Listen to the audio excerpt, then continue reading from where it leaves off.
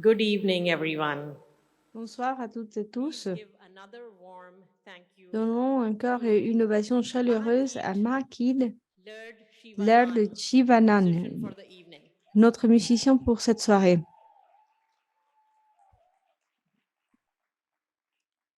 My name is Je Anita Zaidi, m'appelle and Anita I'm the Zaidi et je president suis la of the Gender présidente Equality de la Division at the Bill division and Melinda Gates Foundation. I'm d'égalité thrilled entre les to be genres here de la to share with Fondation you Bill et what I Melinda promise you Gates. will be a Je suis powerful là and inspiring pour evening vous offrir of une personal stories. soirée This très evening, in the power of stimulante storytelling, grâce words à are des histoires personnelles que nous extraordinarily allons powerful for entendre. change, especially for advancing gender Nous equality pensons que les and for histoires et les breaking through narratives sont barriers that exist for indispensables pour family planning avancer la and cause de meaningful family l'égalité entre storytelling. les genres dans les pays As a où nous lifelong travaillons. advocate for women En and tant que girls, promotrice des droits des femmes I et love des fashion jeunes because filles, for many people, the best way to change hearts and je pense que minds la is meilleure through powerful façon est stories. d'échanger les At the esprits, c'est à foundation, travers one of the les most important histoires. things we can do is En listen. tant que fondation, et l'une des meilleures Listen choses and que nous learn pouvons to faire, get women c'est directly d'entendre what et they need d'apprendre when it des comes to health and besoins family planning. à propos de la That is santé et de la why we are so planification proud to familiale celebrate MOT. dans la voix des MOT femmes. is a non-profit, a global Voilà platform pourquoi il est notre dedicated grand to plaisir creating de soutenir compassion MODE, une through personal organisation stories. The MOT was qui founded promeut by la simple yet profound compassion et idea à travers la create a narration shared pour space développer un where espace friends can partagé listen où to great stories from each other. les amis peuvent MOT, partager des histoires led by Dr. incroyables Shiva, entre is eux. supporting women Des to modes tell and own their own stories. permet aux femmes Each de story partager et challenge, de prendre en charge leur create histoire connection, personnelle, ainsi que de and développer des build trust. connexions Dialogue around the et de world favoriser un dialogue create plus harmony. favorable These et moments pourquoi pas offer même de exceptional créer de storytelling. l'harmonie.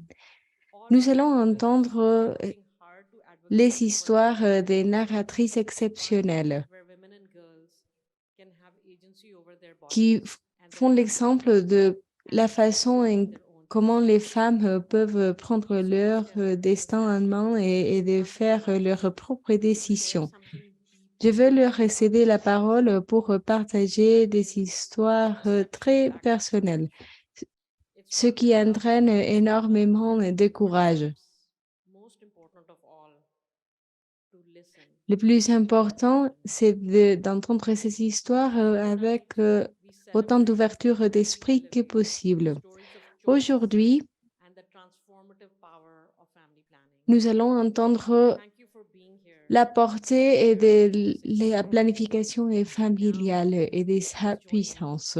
in welcoming your host for the evening. So Je vous excited remercie and pour votre overstimulated présence to share aujourd'hui on et je behalf vous of présente l'une de nos intervenantes d'aujourd'hui, Adèle Onyango. Thank you so much. Let's have a Merci warm round of beaucoup. applause for Anita Zaidi Encore and une her ovation passion for chaleureuse pour storytelling, Anita and Saidi, pour another sa warm passion round of pour applause for la our narrative exceptional musician et tonight, et aussi Martin. She's already pour done such a fantastic et job. encore une As salle mentioned, d'applaudissements my pour name is notre Adele Onyango, and musicien I'm et your Maki. host this Je evening. m'appelle And Adèle I'd like to Onyango, je welcome you serai all votre to hôtesse Mod. So give aujourd'hui et je yourselves a vous warm round of applause for being donne here la to listen. bienvenue à cette soirée And keep et believing in the je power vous of invite à storytelling. nous donner So we're really une excited to salve be here with d'applaudissements you at pour votre I50 to présence. celebrate Nous sommes agency, to ici celebrate pour choice, célébrer les pouvoirs and de to also prendre have des conversations décisions around et access pour to family planning.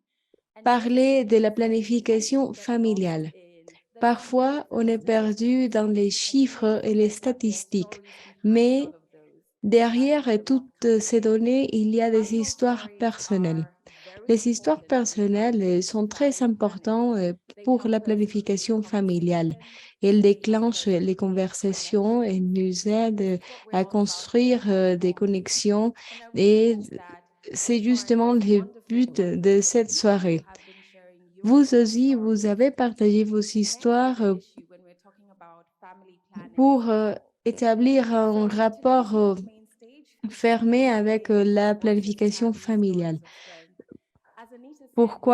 Voilà pourquoi aujourd'hui nous allons parler des histoires de forteresses. Et tel que Anita l'a mentionné, nous avons encadré cette présentation dans la structure des modes. Vais vous donner 2 secondes pour éteindre vos portables. Ne les mettez pas en mode vibration et je voudrais que vous éteignez vos portables pour être 100% connectés à cette soirée. Et après, vous pouvez partager des images sur vos réseaux sociaux pour favoriser les débats. Donc, je vous invite également à éviter de prendre des photos avec flash. Et à la fin de la soirée, vous pouvez bien sûr partager ces histoires sur vos réseaux sociaux. Est-ce qu'elles vous ont fait penser à quelque chose à propos de la planification familiale?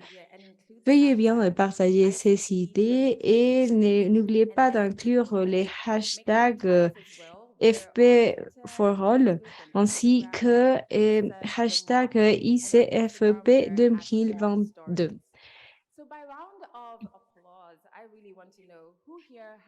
À partir de votre ovation, je voudrais savoir combien de gens connaissent des modes. Pas mal. Qui ne connaît pas du tout de mode. Soyez les bienvenus. Il est toujours un plaisir d'accueillir des gens nouveaux.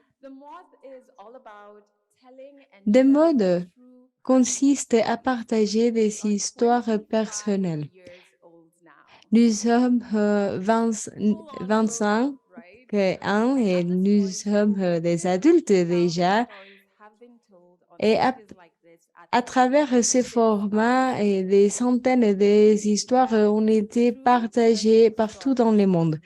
Nous croyons que les histoires peuvent stimuler des débats partout dans le monde. Donc, nous vous invitons à écouter le podcast de mode ainsi que notre programme de radio qui d'ailleurs est téléchargé à peu près 100 millions de fois par an, ce qui est énorme. Et j'espère que cette chiffre va monter après cette soirée.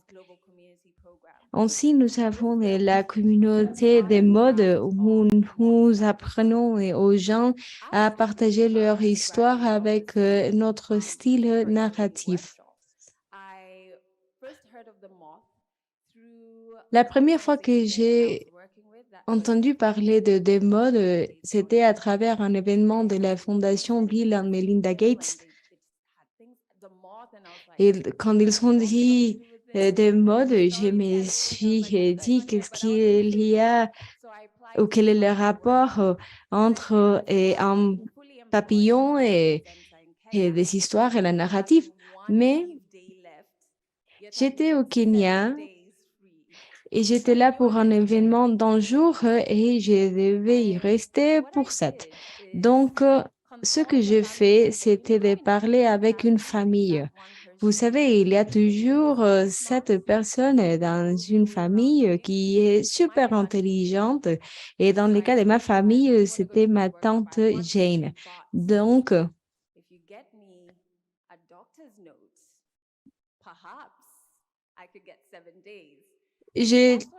où elle m'a dit, peut-être si tu as une ordonnance médicale, tu peux rester un peu plus avec nous et nous pouvons échanger davantage. De cette façon, ma tante m'a introduit au monde de la narration et j'ai adoré l'atelier de narration et de mode parce que j'ai compris les pouvoirs de l'histoire et après 7 jours où j'étais allègement malade, j'ai amplifying African stories.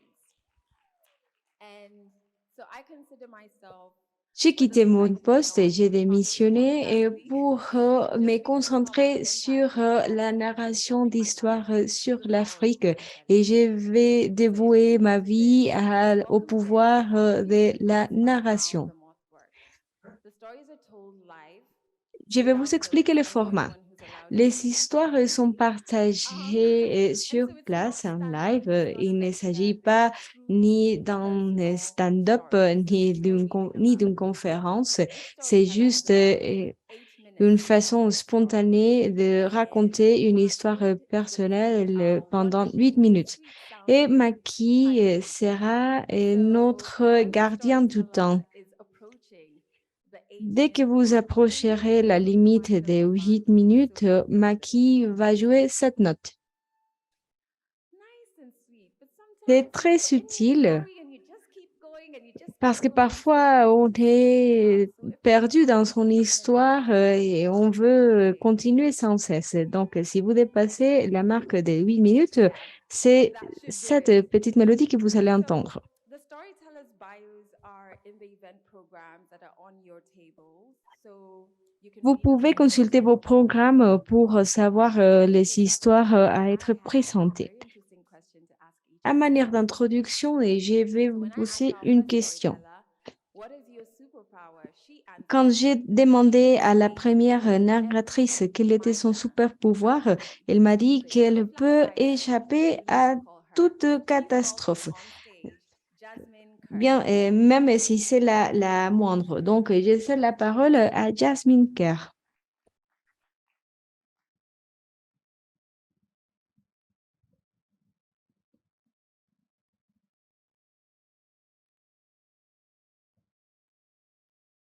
I am a historian. Je suis While I historienne was studying history, et pendant ma I formation, absolutely loved it. I was spending my time digging around je the l'adorais. context J'ai clues passé énormément de temps et dans les I was archives. debating with my instructors and J'ai participé au débat avec mes professeurs et mes collègues à propos des événements historiques de l'époque while I was et there, I j'étais had a lot vraiment of passionnée experience par mon doing métier. midwifery. And I learned about how midwifery J'ai is appris the comment second oldest profession, 9 months. le métier des sages-femmes est indispensable tout au cours des 9 mois de grossesse. History of women's bodies, J'ai appris control and comment protection of their les bodies. contrôles sur les corps des femmes est assez puissant et il est lié à la And patriarchie. educating other women. J'ai également So I appris quel finished était le my pouvoir degree de and l'éducation I chez les studied femmes. North American À la fin de millennium ma history formation, et comme tout le monde est dans I les, ended up mé- working at a et call center. dans les métiers selling artistiques et néolibérales, j'ai essayé de trouver un travail et j'ai fini par travailler dans un call surrounded by center. a team of Mandarin speakers. J'étais complètement entourée des collègues qui ne Barrier parlaient que le mandarin et que je ne parle et I j'étais was watching complètement women déconnectée du cycle monde. through screens all around. J'ai passé ma journée entourée des écrans et je voyais de nouvelles Earthquakes in Nepal. I watched effrayantes telles que attack des attaques terroristes en Europe, des inondations en Asie. Syrian Et boys j'ai vu wash up on comment un petit garçon syrien so many était others trouvé mort young sur la plage dans la Méditerranée. Ces histoires ont déclenché quelque chose en moi. Et je me suis dit que je devais arrêter d'être une observatrice et de devenir une agente de l'histoire qui I m'entourait. bought a ticket to Greece. Donc, j'ai poursuivi une deuxième formation Do anything et that I j'ai could. essayé de faire tout ce que je pouvais. I ended up connecting with a women's group that J'étais connectée à une groupe de femmes qui travaillaient contre la violence belonged to their knitting schools domestique and their arts groups so that they could then find out what was really happening for them at home. et on essayait de découvrir ce que arrivait à ces femmes dans leur foyer. On essayait de leur donner les outils pour sortir de cette situation ainsi que de la pauvreté et de la maladie. et nous avons également travaillé sur l'activisme. And I was a little bit Et lost. I spent j'ai trouvé encore une nouvelle motivation. stay forever. Je savais que je ne pouvais pas y rester parce que je n'avais rien à leur offrir et j'ai cherché d'autres opportunités. J'ai cherché sur Google les mots sage-femme université et j'habite maintenant en Australie. J'ai J'ai eu horreur de mon premier contact à l'université. J'apprenais sur la pharmacologie, la physiologie, la microbiologie, etc. Et les milieux n'étaient pas aussi agréables que l'université d'arts et métiers. Donc, j'ai décidé de rester là et à mon premier jour de travail à l'hôpital. Ce jour-là, nous étions tous là pour notre session introductoire et nous étions tous habillés en blouson et lunettes de protection et nous attendions la sage-femme chef, mais la journée était épouvantable. On a travaillé sur on a fait énormément de travail administratif. Je me suis posé des questions sur l'objectif de cette formation et j'étais convaincue qu'à la fin de la journée, j'allais quitter les lieux. Finalement, l'infirmière nous a dit si nous voulions voir un placenta. Je n'en avais jamais vu de ma vie, donc c'était intéressant pour moi. Donc, je me suis mise où j'ai enfilé des lunettes de protection et une blouse, ainsi qu'une capuche, des protections pour mes chaussures, des gants. Et je me suis approchée d'une table en acier avec un organe qui brillait comme la lune. Personne ne nous parle sur l'odeur des organes et du corps. L'arôme était plutôt doux. Il y avait une incision qui coupait l'organe à peu près en deux, mais l'organe était en bonne condition et c'était même chaud, c'était frais et c'était juste un demi-degré en dessous de la température corporelle normale. Et je me suis rendu compte que cet organe représentait l'histoire d'un rapport entre une femme et d'un homme ainsi que d'une grossesse. C'était l'histoire d'un débat sur la continuité de la dite grossesse ainsi que de la décision et de la mettre à terme. À la fin de cette journée, je me suis dit que je voulais voir encore plus d'histoires comme celle-ci. Donc, je reste une historienne, mais je suis aussi une sage-femme. Je vous remercie.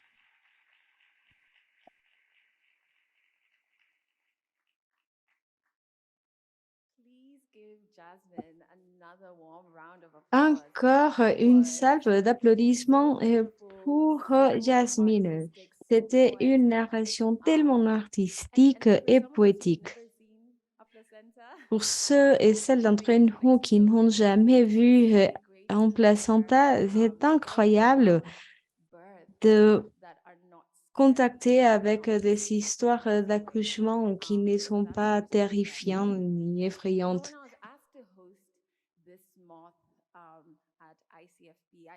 Quand j'étais invitée à être la hôtesse de la session de mode, je me suis dit, mais je ne suis pas une mère, je n'ai pas des histoires à raconter au niveau de la planification familiale.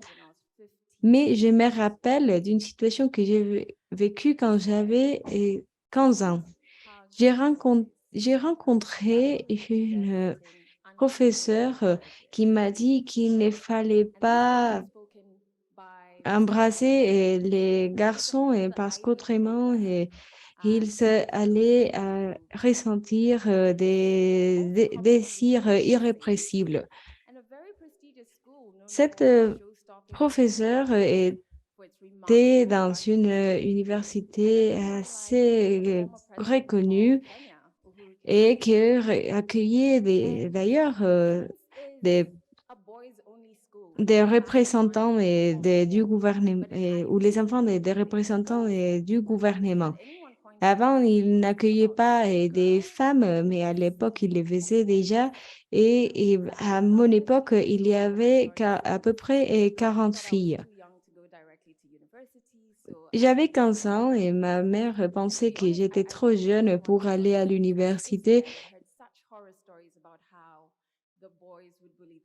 Mais j'avais entendu énormément d'histoires affreuses sur les comportements des garçons. Et par exemple, ils montraient des panneaux avec des chiffres qui étaient une évaluation des filles et de leurs collègues qui défilaient devant eux. Et j'étais très effrayée de joindre cette université qui s'appelait St. John's. Nous détestions nos uniformes, et donc nous essayons d'avoir des jupes un peu plus courtes et de porter des accessoires. Mais je me suis dit que j'avais le droit de porter des bracelets ainsi qu'une fringue et je me suis dit que j'avais également le droit de me mettre ensemble avec un garçon et j'ai rencontré Jonah. Jonah était l'un des jeunes les plus attractifs que j'avais jamais vu de ma vie. Il était le préfet et il jouait les violons, les violons ainsi que du rugby.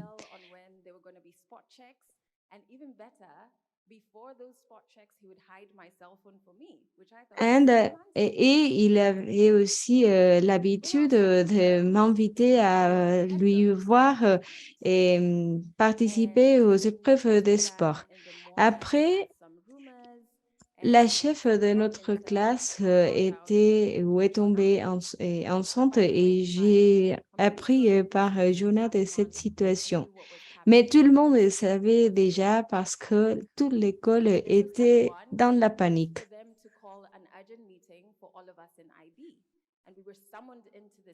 On a organisé une assemblée de toute l'école et toutes les enseignants étaient là. Et c'était à ce moment que je me suis rendu compte que la situation était grave. La directrice nous a dit que peut-être nous étions tous au courant, mais il y avait quelqu'un qui a dit qu'on on ne le savait pas pour la blague. La directrice nous a dit que nous devions être très ou prendre des précautions et que désormais, les femmes ne pouvaient pas serrer les garçons dans leurs bras et que c'était parce que si les filles serraient les garçons dans leurs bras, ils éprouvaient des désirs irrépressibles. Et j'en ai parlé à Jonah parce que c'était quelque chose que je n'avais jamais entendu de ma vie. La deuxième règle, c'était que les femmes ne pouvaient plus porter des bracelets ni des fringues. Alors, on était empêchés de serrer les garçons dans nos bras et après, on ne pouvait plus porter des accessoires et je me suis posé la question sur les liens entre ces mesures et les grossesses. Après, on a vu une vidéo sur les maladies sexuellement transmissibles et c'était la fin de l'assemblée. À la fin de cette journée, j'étais extrêmement perturbée et curieuse. Et je me suis dit que je continuerai à porter mes accessoires. Après, Jonah et moi, on a trouvé les moyens de détourner les règles. Il y avait des couples qui allaient dans des salles de classe qui étaient vides ou dans les lavatoires, mais après, ce que l'on a fait, c'était de faire venir la fille qui était tombée enceinte pour nous raconter son histoire. Donc, ce qu'ils ont fait, c'était de la mettre dans l'embarras public ou à manière de précaution pour nous.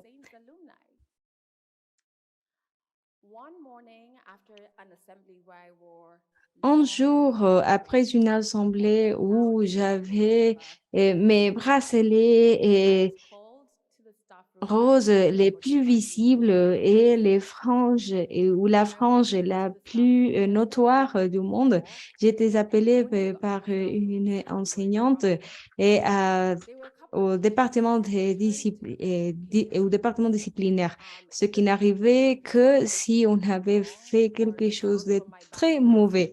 Je me suis dit peut-être qu'il y a eu un problème avec mes bracelets ou avec ma frange. Et l'enseignante m'a posé la question sur ma persistance à porter les bracelets et les franges.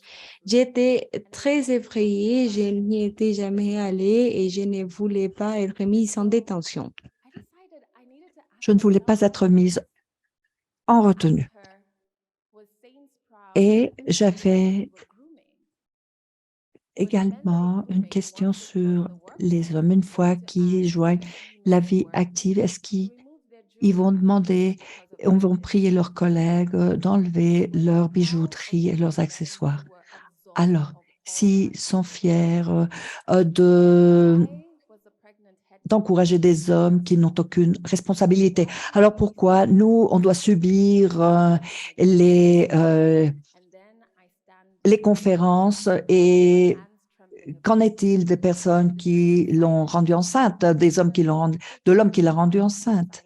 Alors, on gardait silence et puis s'ils avançaient, je me disais, bon, peut-être je vais enlever mes bracelets et je ne vais pas être mise en retenue. Mais après quelques instants, il m'a dit de sortir immédiatement. Alors, j'ai déguerpi, mais il n'a jamais répondu à ma question. Moi, je venais d'un foyer où on demandait toujours pourquoi, et qu'on s'exprime, avoir la liberté de s'exprimer. Alors, je voulais savoir pourquoi cette conversation portant sur la planification familiale, sur le sexe, sur les relations sexuelles. Pourquoi nous, les filles, on doit changer tout le temps? Et cela n'était pas le cas pour les garçons. Alors, c'était la situation quand j'avais 15 ans. Et maintenant, je porte toujours de grandes boucles d'oreilles et des bracelets qui résonnent et je m'assure, et chaque fois que je suis des conversations sur la planification familiale qui ne sont pas fondées sur l'honnêteté, mais plutôt sur l'hypocrisie et qui ne sont pas inclusives, alors je demande toujours pourquoi. Merci. Alors, quand j'ai posé la question à notre compteur suivant, quel est votre super pouvoir? C'est le niveau de l'engagement. Quand elle décide de faire quelque chose et qu'elle le réalise, alors on souhaite la bienvenue à Rossana Dox Mohamed.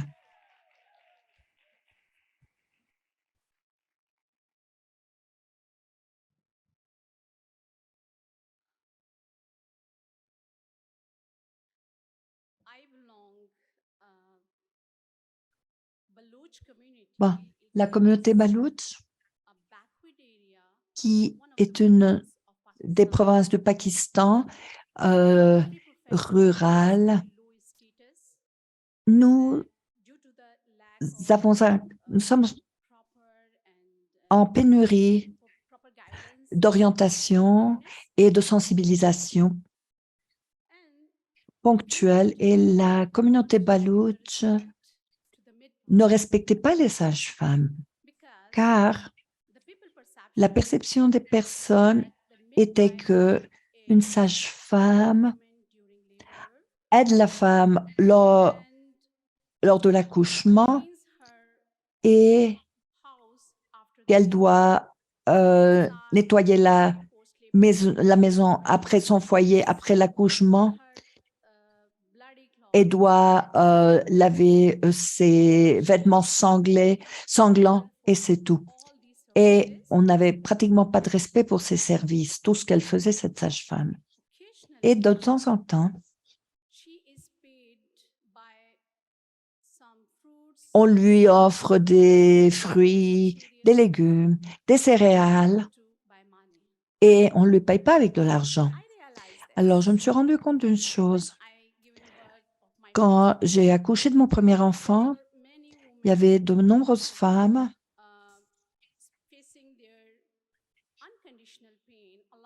qui se trouvaient dans des salles d'hôpital avec moi. J'ai vu qu'il y avait de nombreuses sages-femmes et qu'elles travaillaient pour les femmes qui avaient tellement de douleurs, qui souffraient tellement de douleurs. Et moi, je souffrais de toutes les douleurs. Et elles étaient près de la mort, hein, tellement elles avaient mal. Moi, je hurlais tellement j'avais mal. Mais la sage-femme m'a encouragée. Elle m'a obligée à surpasser tout cela, surmonter la situation. Et elle m'a aidée en me donnant des massages, à faire des exercices de respiration, à marcher, commencer à marcher, prendre des positions différentes, des postures différentes. Cela m'a aidé à gérer la douleur.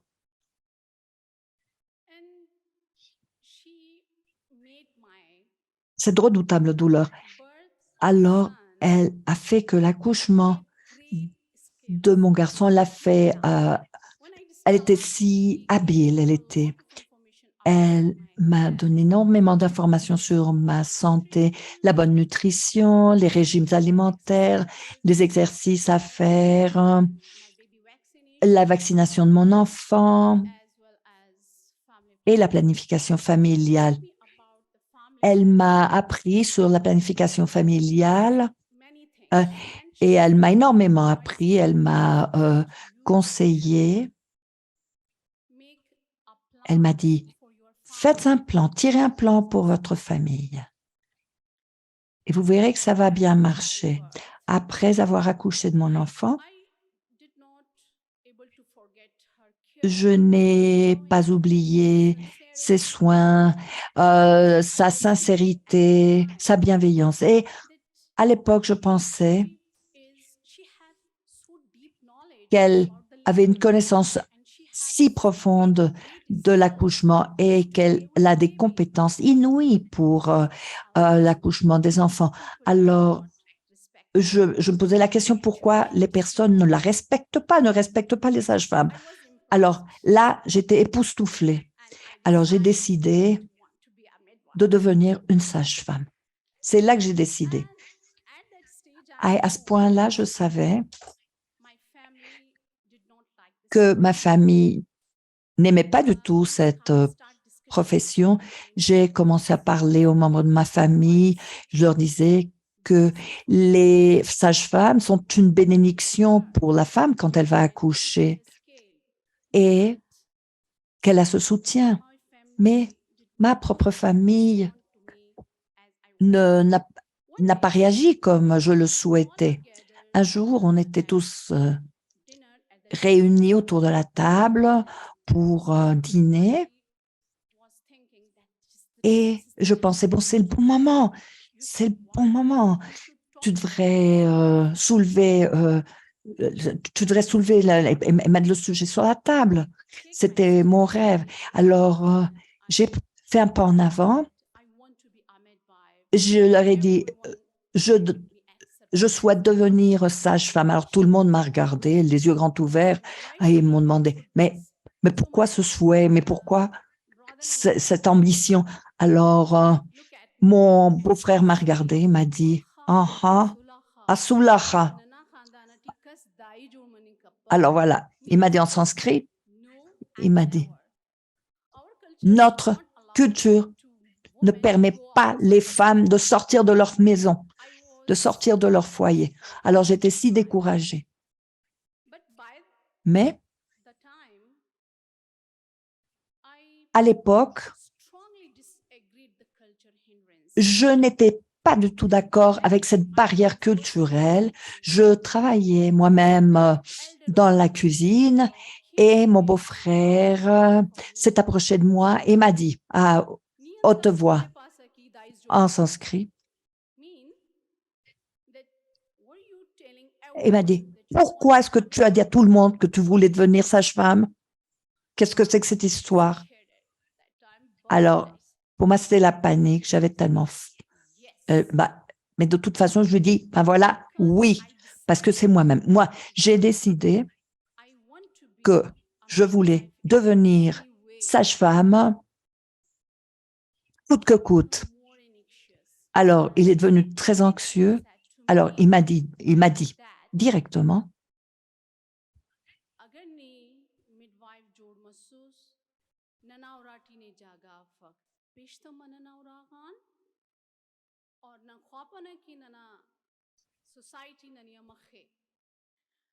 alors, cela veut dire, si tu veux devenir une sage-femme, tu n'as plus à être dans notre foyer. Tu n'as plus de place dans notre foyer, car nous ne voulons pas que la société se moque de notre figure. Alors, là, j'étais vraiment bouleversée. J'étais vraiment très découragée, très dépiétée.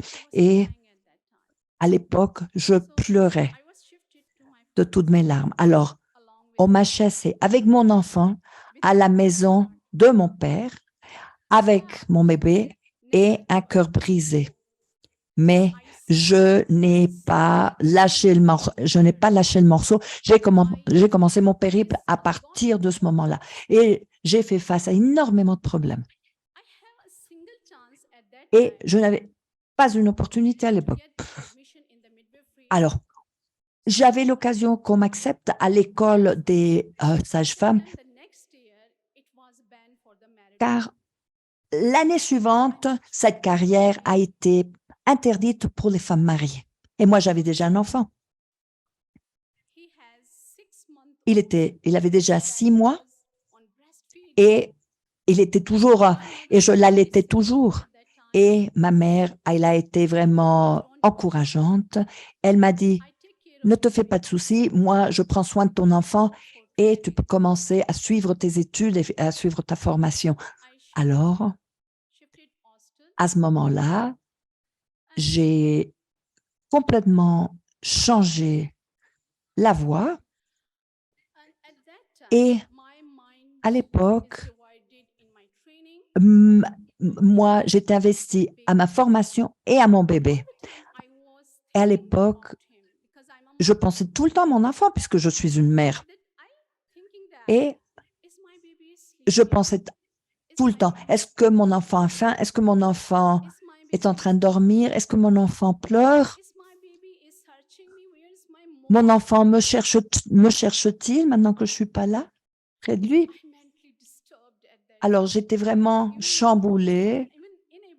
Je ne pouvais même pas continuer, poursuivre mes études.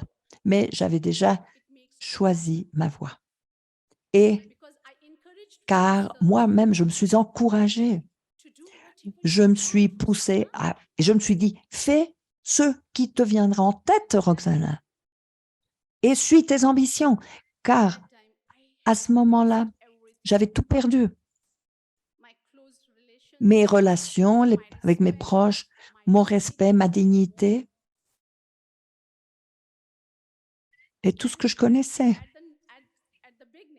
Et au début, Je pleurais le matin, je pleurais pendant que je m'habillais pour aller en cours. Et au fur et à mesure, au fil du temps, et au moment de la fin des cours et la cérémonie de fin de cours, et que je rentrais chez moi après avoir travaillé, après avoir étudié, et le gardien de l'établissement m'a dit, il y a quelqu'un qui vous attend à la sortie et qui veut vous parler. Alors, moi, je suis sortie et j'ai vu que mon beau-frère était là, debout devant moi. Ah, vous imaginez, j'étais en choc, moi. Et mon cœur battait la chamade. Et puis à ce moment-là, je me suis dit, mais pourquoi il est là? Mais pourquoi il est venu? Et puis, d'un coup, il m'a dit, Roxana,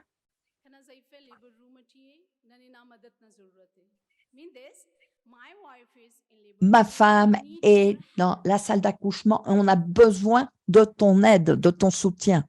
Il faut que tu y ailles. Alors, je me souviens de ces jours-là, quand on ne m'aurait jamais offert ce travail. Alors, ils avaient vraiment besoin de moi, mais à l'époque, moi, j'étais déjà une sage-femme. Et je me souviens de slogan, traitement égalitaire pour tous. Alors, je lui ai dit, où est-elle? Alors, j'ai marché avec lui 5 minutes après, nous sommes arrivés à l'emplacement et que j'entre dans la salle d'accouchement, j'ai vu qu'il y avait de nombreuses femmes là réunies. Et il y en a qui étaient à l'arrière de la salle, il y en avait d'autres qui marchaient tout autour. Alors, je me suis précipitée sur ma cliente. Je l'ai regardée. Elle avait l'air absolument épuisée, les lèvres desséchées. Et je lui ai dit, avec des mots de tendresse, je lui ai donné de l'eau pour qu'elle augmente son énergie. Alors, je lui ai dit, bon, c'était une grossesse compliquée, un accouchement très compliqué. Moi, j'étais vraiment très anxieuse et nerveuse, car c'est une proche. Cette femme était une proche de ma famille. Et à cette époque, bon, mes instructeurs, mes instructeurs, mes professeurs m'observaient, sont venus m'observer. Alors j'ai dit, Allah, protège-moi, inspire-moi. Finalement, elle a accouché d'un petit garçon sans aucune complication. Et après cela, j'étais délivrée vraiment et vraiment, j'ai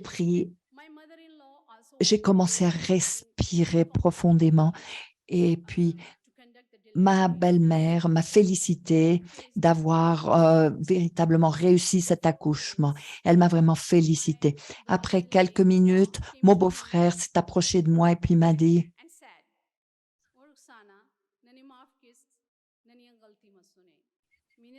ce qui veut dire, Roxana, mes excuses pour tout ce que je vous ai dit, pour tout ce que je vous ai fait. Ses yeux se remplissaient de larmes et il se sentait très coupable. Il avait honte de lui-même et il désirait maintenant, son ambition était que sa fille devienne sage-femme. Finalement, j'ai complété ma formation avec les meilleures notes qui soient. Et après cela, le jour de la cérémonie de fin de cours, mes proches, mes beaux-frères, ma belle-mère, toute ma famille était là. Ils étaient là, debout, ils m'applaudissaient et ils scandaient pour moi. Et après cela, j'ai commencé à servir mes proches, mes j'ai commencé à parler de l'importance de cette profession. Actuellement, mon enfant a 22 ans. Mes sœurs, mes belles-sœurs, elles sont toutes des sages-femmes.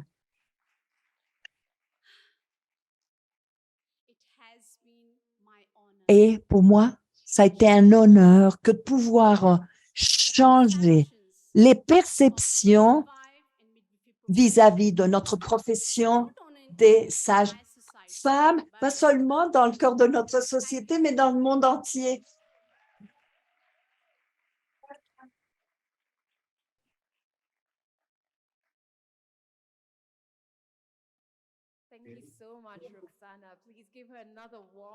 Bon, Roxana, félicitations, toutes nos félicitations. Bon, ceci nous parle de fraternité, de sororité, de connectivité. Vous avez été cette agence, cette clé qui a changé la vie de tellement de personnes. Alors, votre super pouvoir, quand vous y pensez, quand vous vouez à cela, vous y arriverez. Bon, on ne vous a pas encore entendu. Et bon, quel est votre super pouvoir, Marakel? Vous-même, parce qu'on vous a entendu jouer. Mon super pouvoir, c'est que je prends toujours la ligne qui avance le plus lentement quand je vais passer les points de sécurité à l'aéroport. Alors bon, c'est leur super pouvoir. Mon super pouvoir, c'est la qualité. Alors, nous n'avons plus qu'une anecdote qu'on va écouter et quand notre collègue viendra. Et merci d'avoir rendu cette session possible. Sarah Austen Jeunesse est produit par Ignacia Delgado, qui a fait un travail absolument fabuleux et quelques autres personnes. Alors, attendez. Évidemment, notre musicien a fait du très beau travail, une prestation magnifique. Merci d'avoir été ici. Christina Jorel, Kelly, Mad Mataza, Moni Mesna, Dobelniger et tous les membres de l'ICFP et la Melinda Gates Foundation. Merci de votre soutien pour ce programme et surtout pour Inters ID et l'Epidoshi qui se sont joints à nous pour la répétition, Frances Rotting et Alice Westerman. Nous remercions Sarah Hagerman, directrice exécutive, et finalement, toutes les personnes qui ont conté leur histoire aujourd'hui. Merci également. Et quand je demande à notre compteur final quel est son super pouvoir, elle a dit la capacité de repousser tous les éléments et parvenir à tout faire, même si on repousse un petit peu ce qu'on a à faire.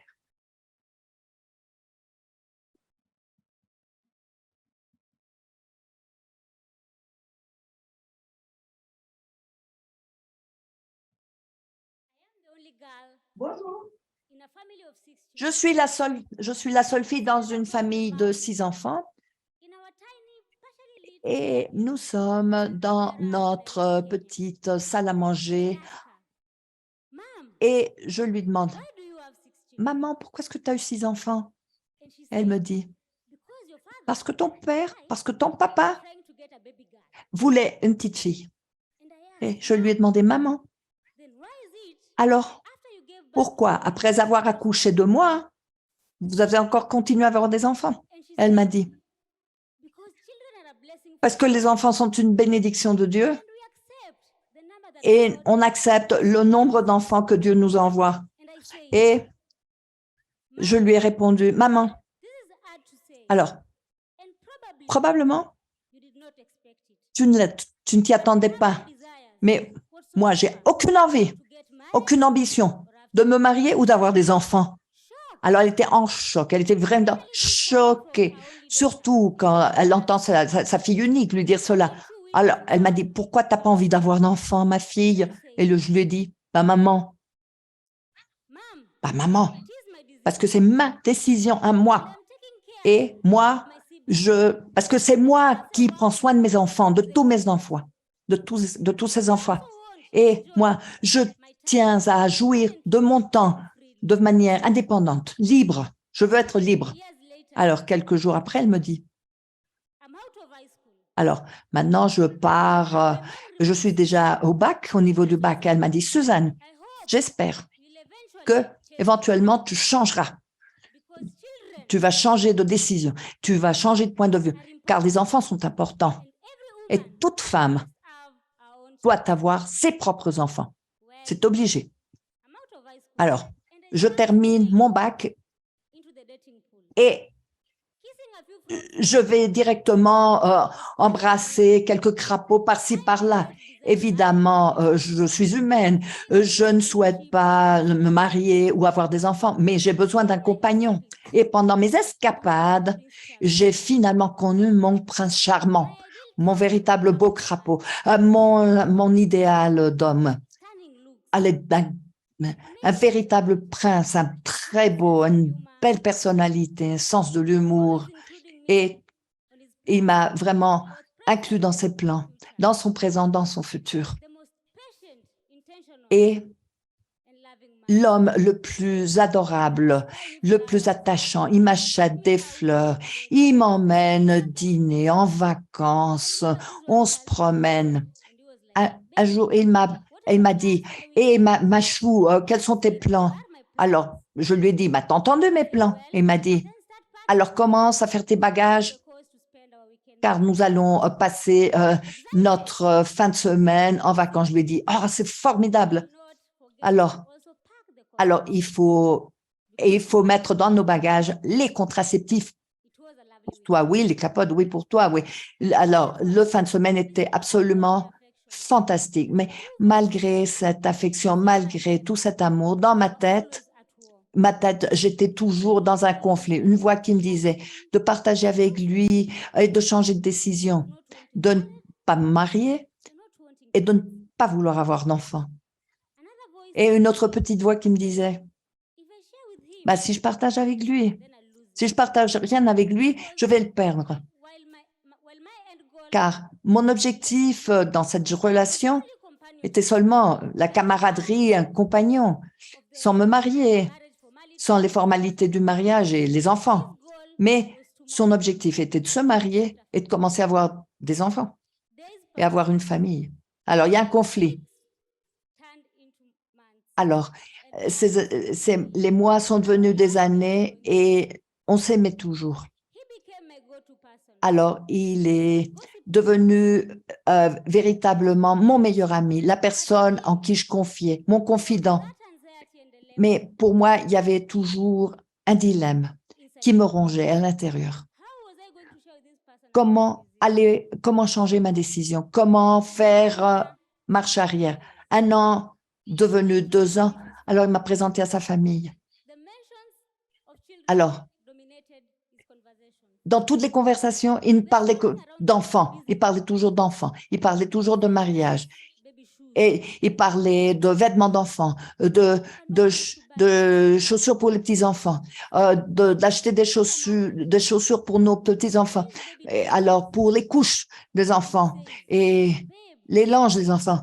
Et il me disait, ma princesse, je veux commencer à acheter des couches pour nos petits bébés et l'avoir sur notre liste d'achat. Quand on faisait l'amour, il me disait, ma princesse, j'ai hâte d'arrêter d'utiliser des contraceptifs. Alors moi, je souhaitais que ce jour n'arrive jamais. Mais comment lui faire savoir que moi, je ne désirais rien du tout, cette tradition de mariage et d'avoir des enfants? Il ne pouvait pas savoir si je ne lui disais rien du tout, mais je ne lui disais rien du tout. Et pas parce que je mette en question, je remette en cause ma décision, mais parce que j'avais peur de le perdre. Alors, 4 ans après, voilà, 4 ans après, un jour, mon téléphone commence à sonner, c'était un de ses copains, et il me dit, Suzanne, ah, j'ai de très bonnes nouvelles pour toi, mais c'est un petit secret. Ah, il va vous proposer mariage le jour de votre bac. Ah ben, c'était un secret.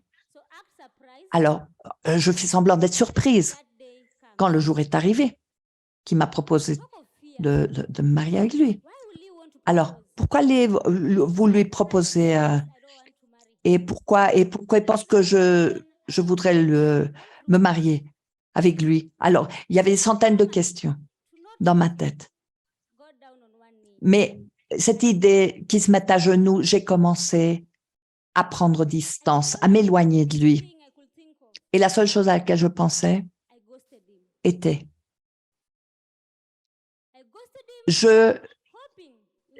j'ai commencé à m'éloigner de lui en espérant qu'il m'oublie. Et j'ai commencé à me transformer en fantôme dans sa vie, à m'éloigner de sa vie. 1 mois, 2 mois, et je me suis dit, ah, peut-être il a trouvé une nouvelle compagne. Et 3 mois après, un dimanche très froid, j'écoutais de la musique reggae et j'entends sonner à la porte. Alors, je baisse la musique. Alors, je marche à la porte, je vais ouvrir la porte et surprise, qui c'était? À ma surprise, c'était lui. Et moi, à un moment donné, j'étais glacée parce qu'il avait les clés, parce que je ne savais pas si je voulais lui parler ou non. Alors, bon, j'ai décidé de le laisser entrer, bon, de lui parler. Alors, il est entré directement et s'est assis sur le fauteuil et il m'a demandé de m'asseoir à côté de lui.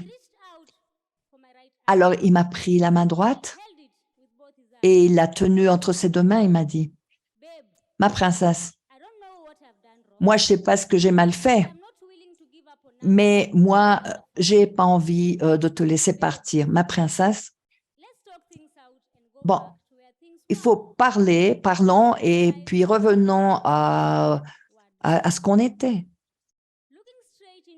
Et il m'a regardé droit dans les yeux, il m'a dit, « Princesse, moi, je ne quitte pas ta maison, mais jusqu'à ce que tu me dises ce qui se passe. » Et bon, je savais que ça allait arriver. Alors, j'étais épuisée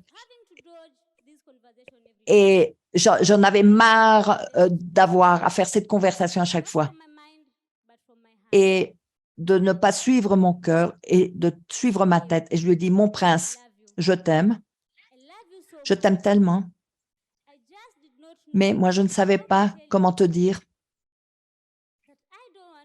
que moi, j'ai pas envie de me marier et que j'ai pas envie d'avoir d'enfant. » Et il pleurait, les larmes dans les yeux. Il m'a dit, « Et pourquoi tu me le dis maintenant? Pourquoi tu as tellement attendu pour me le dire? Pourquoi ne pas avoir communiqué cette décision? Pourquoi ne m'avoir rien dit? » Alors, elle m'appelait traîtresse et il a déguerpi de chez moi. Alors, j'étais complètement paralysée. Alors, ma décision de ne pas me marier et de ne jamais avoir d'enfant, et je n'ai pas changé d'avis, mais j'ai décidé que j'ai toujours communiqué ce que j'ai dans la tête. Parce que maintenant, j'ai un contrôle, une maîtrise totale de mon corps, donc je suis capable de communiquer mes décisions à qui que ce soit.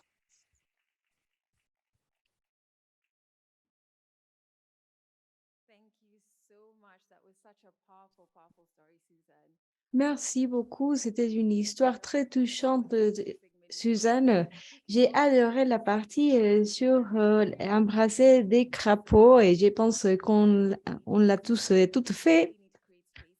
Mais cette histoire illustre comment toutes les femmes doivent trouver l'opportunité et de parler sur ce qu'elles pensent.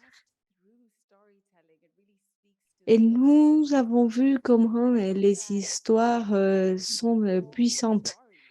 Donc, je vous invite à partager votre histoire avec le monde et à apprendre à l'utiliser pour construire une communauté et pour changer le monde. Nous vivons un moment où les femmes ont besoin des outils pour réussir et pour prendre des décisions. Si on le fait, tout le monde s'en bénéficie.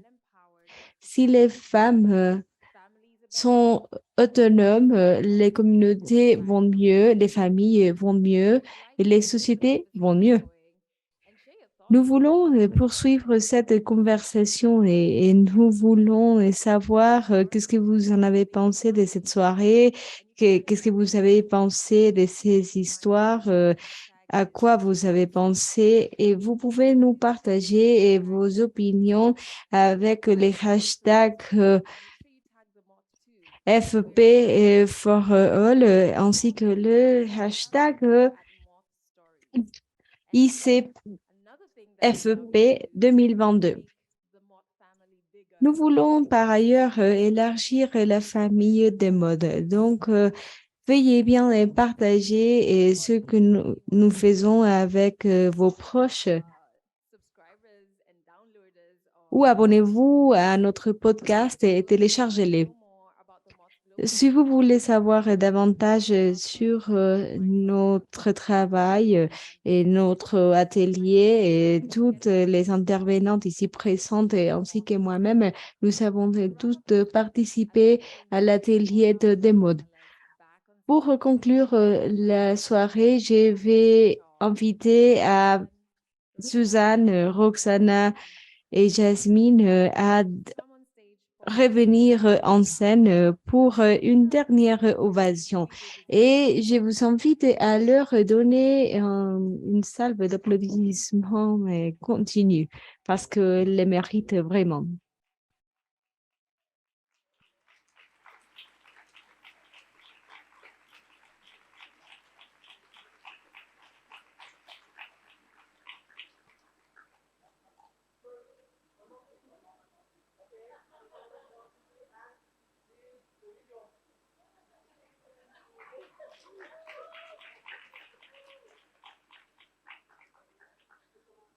Thank you so much for coming for this mock show, and we hope to see you soon at the next ICFP.